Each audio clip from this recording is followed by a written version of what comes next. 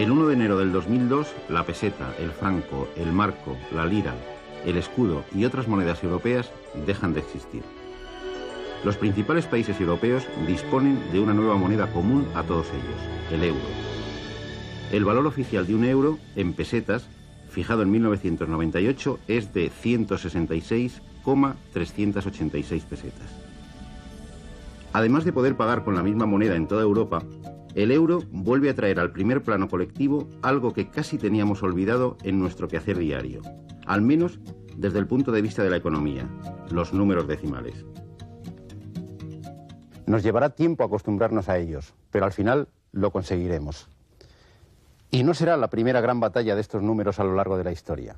Será la segunda y no la más terrible. Muchos de ustedes pensarán quizá que estos números han sido la herramienta natural para expresar cantidades no enteras, es decir, cantidades que contienen partes de la unidad. Nada más lejos de la realidad. Colón no los utilizó en sus cálculos de navegación. Y Luca Pacioli escribe en 1509 La Divina Proporción, un precioso tratado sobre el número áureo, un número irracional con infinitas cifras decimales, sin utilizar ni una sola vez expresiones decimales. Sencillamente, estos números aún estaban llamando a la puerta de la historia, al menos en Europa. Su nacimiento tiene mucho que ver con el invento de las 9 cifras y del cero en la India, allá por el siglo V o VI, de las que el obispo Severo Secbook ya nos habla en el año 662. Estos números son la base de nuestro sistema de numeración actual, el lenguaje más universal que existe en la actualidad. La aceptación universal de este sistema se debe al hecho de que con solo 10 símbolos, los mismos en todas las lenguas, podemos expresar cualquier número por muy grande que sea. Su gran ventaja es su carácter posicional. Una misma cifra representa distintos valores según el lugar que ocupe. En el número 7342, la cifra 7 representa 7000, el 3, 300, el 4, 40 y el 2, 2 unidades. Y podemos expresar números tan grandes como queramos: 2.345.605, 450.587.986.023, aunque cuando nos enfrentamos con números realmente grandes resulta mucho más cómodo utilizar otra notación, la notación científica. La distancia media de la Tierra al Sol es de 150 millones de kilómetros, escrita en cifras 1, 5, 0, 0, 0, 0, 0, 0, 0 kilómetros. La de Saturno es 1.427.160.000 kilómetros. Casi nada comparado con la distancia de nuestro planeta a Sirio, la estrella más brillante que vemos en el cielo. Sirio está a 8,6 años luz de nosotros, lo que traducido a kilómetros viene a suponer unos 81.362.880 millones de kilómetros. Más de 81 billones de kilómetros. Pero nos resulta más sencillo utilizar una ligera mejora de nuestro sistema de numeración, empleando directamente las potencias de 10. Veamos cómo. En nuestro casillero numérico, el número 7000 lo escribimos así, y representa 7 veces 1000. 1000 es la casilla de las unidades de tercer orden, y realmente 1000 vale lo mismo que 10 elevado a 3. Es decir, podemos escribir 7000 de esta forma: 7 por 10 elevado a 3. 80.000 se escribe con un 8 en la casilla de unidades de cuarto orden. Representa 8 veces 10.000, es decir, 8 por 10 elevado a 4. Con esta técnica, el número 87.000 lo podemos escribir como 8,7 por 10 elevado a 4. Y la distancia a Sirio sería, con esta notación, 8,136288 por 10 elevado a 13 kilómetros. Con esta notación, 25 billones lo podemos expresar sin necesidad de escribir 12 ceros, de esta forma: 25 por 10 elevado a 12. Decididamente un buen ahorro de esfuerzo. Con el nacimiento del Islam y su expansión hacia el este, los sabios árabes entran en contacto con las cifras indias. A pesar de sus innegables ventajas, la larga marcha de este sistema de numeración para llegar desde la India hasta Europa necesitó casi 1000 años. Un viaje largo y cargado de aventuras.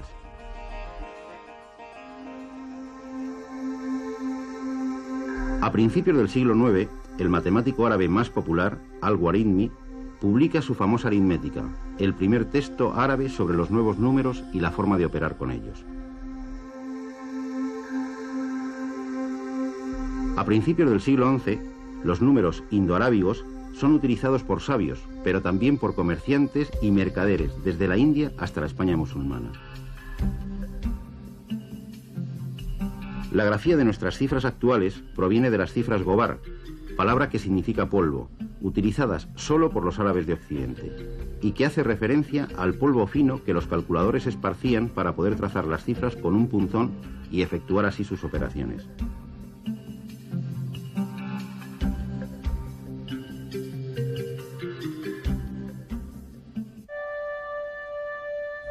La introducción de estos números en la Europa cristiana se va a producir por dos vías, España y Sicilia. Los números arábigos llaman por primera vez a la puerta de Europa medieval en el año 1202, a través del famoso libro Liber Abaci, de Leonardo de Pisa, más conocido como Fibonacci. Fibonacci era hijo de un comerciante de la República de Pisa, afincado en el norte de África. Aprovechó sus viajes comerciales por todo el Mediterráneo, Egipto, Siria, Sicilia, Grecia, para entablar contacto y discutir con los matemáticos más notables de la época. Pronto descubrió la importancia del nuevo sistema de numeración. En su obra nos dice: los 9 números indios son 9, 8, 7, 6, 5, 4, 3, 2 y 1. Con estos 9 y el signo 0, que en árabe se llama sifr, se puede escribir el número que se desee.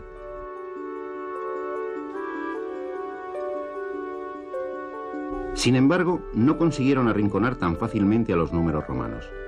Casi 100 años después de la publicación del Liber Abaci, la República de Florencia prohibió su utilización con el pretexto de que se podían alterar fácilmente. 2 siglos más tarde, un alcalde de Frankfurt seguía prohibiendo a los funcionarios del ayuntamiento trabajar con estos números. Para realizar sus cálculos no tenían más remedio que utilizar la calculadora de la época, un instrumento como este, un abaco. En efecto, el sistema de numeración romano, esas cifras que aún hoy vemos en muchos de nuestros monumentos, no es una buena herramienta para el cálculo. Utiliza letras del alfabeto para representar los números y no es posicional. Es decir, cada símbolo vale siempre lo mismo, no importa dónde esté colocado. Las cifras que utilizaban son estas: I, V, X, L, C, D, M. El sistema se basa en la suma de los símbolos, salvo en el caso en que un signo numérico menor preceda a uno mayor. Por ejemplo, 1336 se escribe así.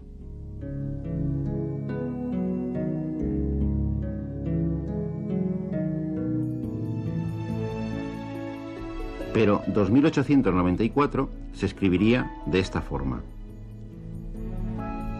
El bloque XC representa 90, es decir, 100 menos 10. El bloque IV representa 4, es decir, 5 menos 1. Francamente, incluso realizar esta simple suma les debía resultar complicado.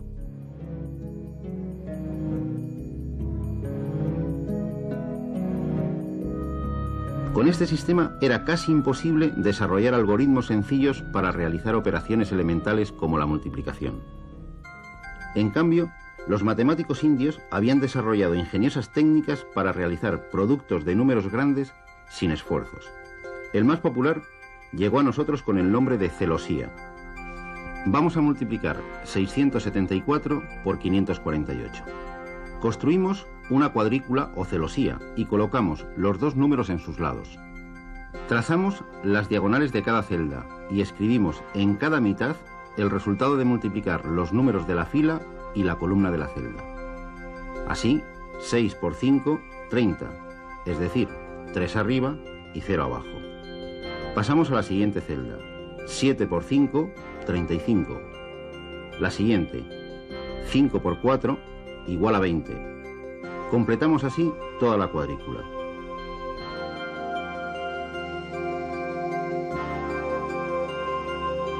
Para obtener el resultado final, basta sumar todos los números que encontramos en cada una de las bandas oblicuas y anotar fuera el resultado.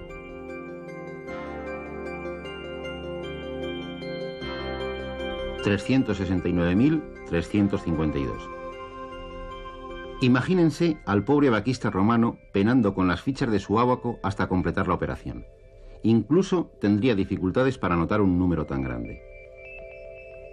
Para solventar en parte el problema de los números grandes, en la época imperial se introduce la barra horizontal sobre los signos para indicar que el número está multiplicado por 1000. Por ejemplo, V con barra sería igual a 5 por 1000, es decir, 5000.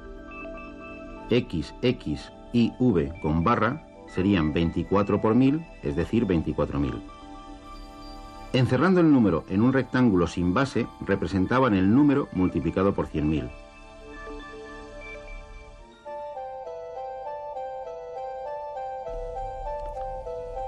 De la facilidad con que se podían hacer distintas interpretaciones, Suetonio nos brinda un buen ejemplo.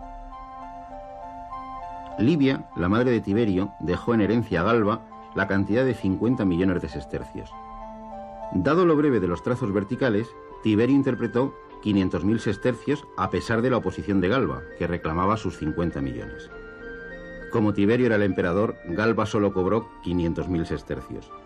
Decididamente, los romanos no eran muy buenos en aritmética, no podían serlo con su sistema de numeración. Pero no fueron los únicos.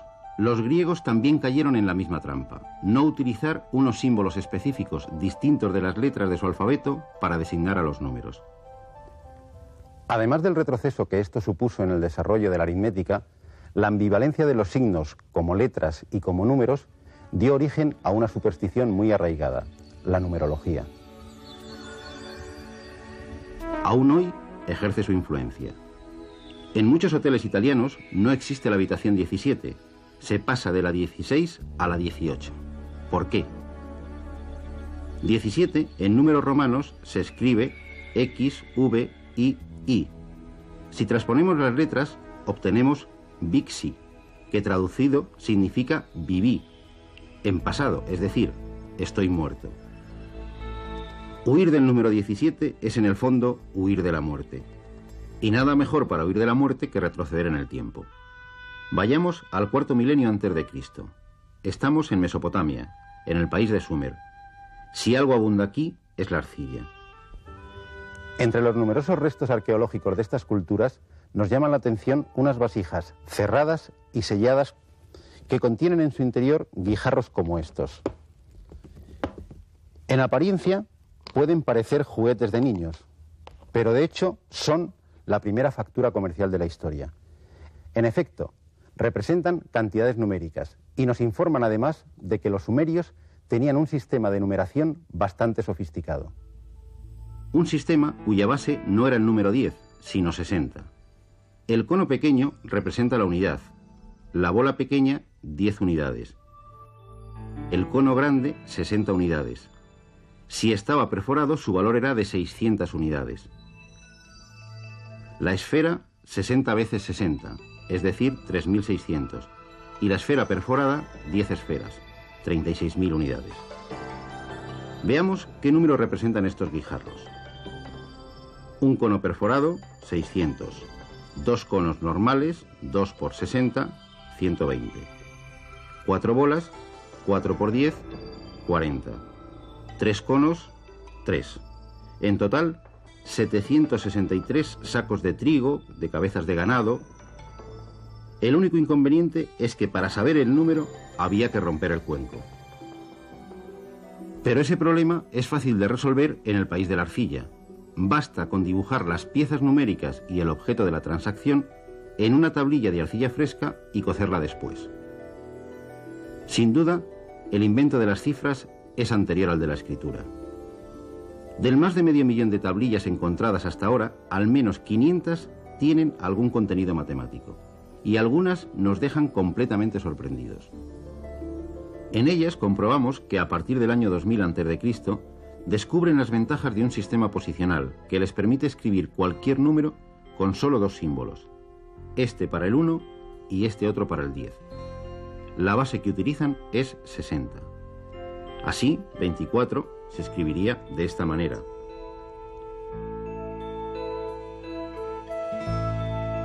«93» es 60 más 30 más 3. Se escribiría así.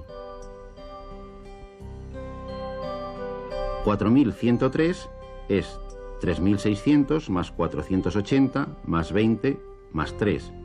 Es decir, 60 al cuadrado más 8 por 60 más 2 por 10 más 3. Se escribiría de esta forma. También representaban fracciones de denominador 60 y sus equivalentes. Por ejemplo, 321 y 3 cuartos es igual a 5 por 60 más 21 más 45 partido por 60. Se escribiría de esta forma. El gran inconveniente era saber dónde empezaba la parte decimal, información que nos la daba el contexto de la situación.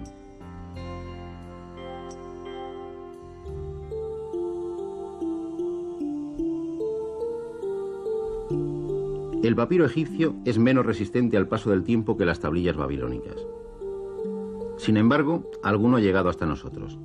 Los más populares son el papiro de Rin y el de Moscú. En ellos aparece una colección de más de 100 problemas que nos brinda una valiosa información de las matemáticas egipcias.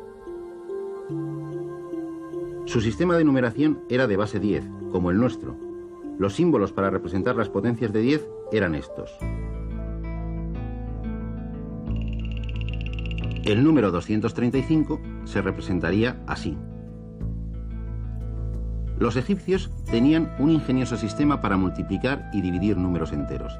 Se basaba en la duplicación, es decir, les bastaba con saber sumar y calcular el doble de una cantidad. Veamos cómo multiplicaban 17 por 12. Escribían dos columnas de números. Una de ellas comenzaba con el primer número a multiplicar, 17, y la otra por 1. En ambas duplicaban la cantidad anterior tantas veces como fuese necesario, hasta que los números de la segunda columna nos permitían sumar el segundo factor, 12. Marcaban los números que sumaban 12 y sumaban los resultados correspondientes de la primera columna. 68 más 136 igual a 204. Este método también les permitía dividir de forma cómoda. Probemos a dividir 567 entre 27. Escribimos otra vez dos columnas. La primera empezando por 27, el divisor, que es la cifra más pequeña, y por 1. Y vamos duplicando los números de las dos columnas. 54 y 2, 108 y 4, 216 y 8, 432 y 16. Nos detenemos ya que el siguiente número de la segunda columna, 32, superaría 27. El dividendo, 567, se puede escribir como la suma de algunos de los números de la primera columna. En este caso, 567 es igual a 432 más 108 más 27.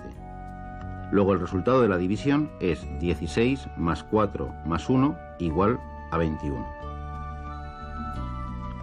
Los egipcios, como los babilonios, también trabajaban con fracciones, con partes de la unidad.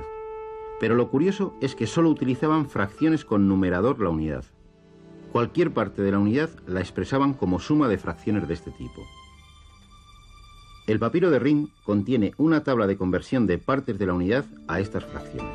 Es el equivalente con más de 3000 años de antigüedad de nuestras tablas de multiplicar, solo que para trabajar con fracciones.